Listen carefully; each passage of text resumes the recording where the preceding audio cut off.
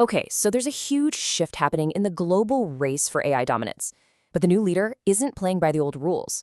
Today, we're going to unpack China's AI revolution and look at how its pretty unique strategy is quietly starting to reshape all of our futures. So let's just dive right in. For the first time, China has actually overtaken the United States in a really critical AI metric. We're talking about global downloads of open source models. Now, this isn't just some statistical blip from a landmark MIT study. It's more like the first tremor of a fundamental shift in where the future of AI is being built, and maybe more importantly, how it's being built. So, it raises this huge question. While the West was really focused on building these bigger, more powerful AI cathedrals, China was quietly off writing a whole new playbook. What is it exactly, and why does it matter to all of us? To really get what's happening, we need to see this not just as a competition between countries, but really as a clash between two fundamentally different ideas about how you build the future of intelligence itself. It pretty much boils down to two competing philosophies. In the West, you've got a handful of tech giants building these massive, closed-off models. They're like fortresses, and then they sell access to them. But China, they're taking the exact opposite approach. Open, decentralized, and community-driven. They're basically giving millions of builders the keys to innovate from the ground up. And this quote really gets to the heart of the bet China is making, that this race might not be won by the biggest labs, but by the biggest communities. The whole idea is that an army of developers, all solving real-world problems, will eventually out-innovate a few secretive elite labs. So, how is China turning this philosophy into a reality? Well, it's this powerful mix of a top-down national vision and that massive bottom-up community energy we were just talking about. Right at the very top, the government's mission is to treat AI like a public utility. I mean, think about it like electricity or running water. The goal is to make it just as cheap and common, wiring it into the very fabric of the economy to create what some people are starting to call a national nervous system.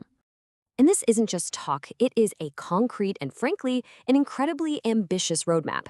The AI Plus initiative sets these hard targets to push AI into every single corner of society, with the end goal of having a fully intelligent economy in roughly a decade.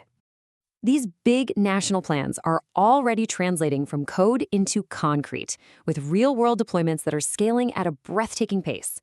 Just look at autonomous driving. Baidu's Robotaxi service is already operating in 20 cities. Get this, last year, it completed over 3.1 million fully driverless trips in just a single quarter. This is not a pilot program. This is AI as public infrastructure, and it's happening right now. And it's not just about scale, it's also about quality. Chinese open-source models are achieving world-class performance. SenseTime's SenseNova model, for instance, now outperforms leading Western models in spatial intelligence. That's the ability to understand and reason about the physical world, which is absolutely critical for things like robotics. Meanwhile, another model from DeepSeek took home a gold medal performance in international math competitions. These aren't just knockoffs anymore, they are becoming leaders. But of course, this rapid progress isn't a simple, straightforward story. It's creating some profound challenges and some really fascinating paradoxes along the way. So, a groundbreaking study in the journal Nature revealed something wild. After analyzing 40 million scientific papers, it found that AI is a massive productivity booster for individual scientists. It allows them to publish over 3 times as many papers. But here's the twist. While individual scientists are way more productive, the collective breadth of scientific discovery is actually shrinking.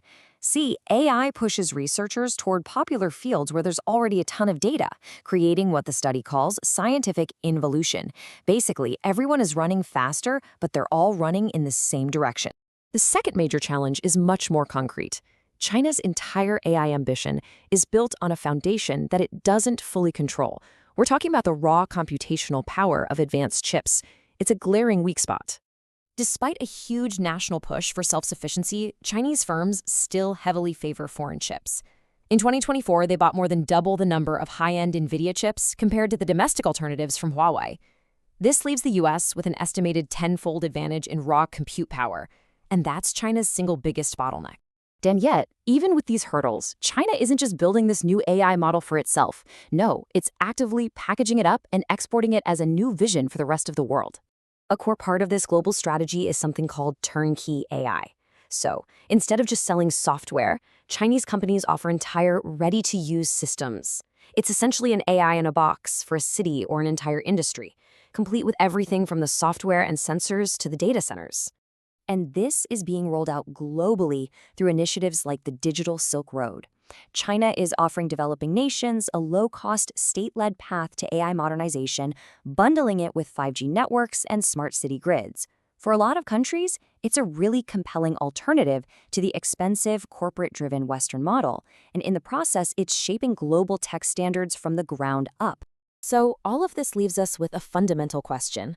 We are watching a global contest between two visions for our future. One is open and community-driven.